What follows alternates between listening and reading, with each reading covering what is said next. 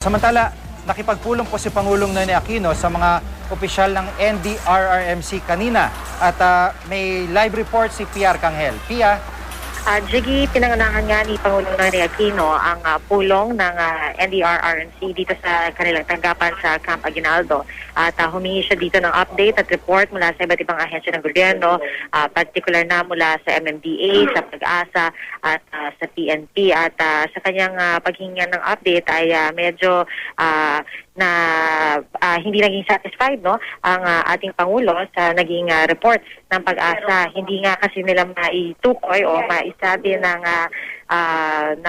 very specific yung detalye ng weather report dahil sa pagsasagot ni Meliton Guzman, isang weather specialist ng Pag-asa, ay sinisimulan niya ang kanyang mga pangusap ng siguro. Kaya naman ang Pangulo ay sinabi po sa kanya na kung hindi ka sigurado ay kung maaari, kunin mo muna ang tamang detalye.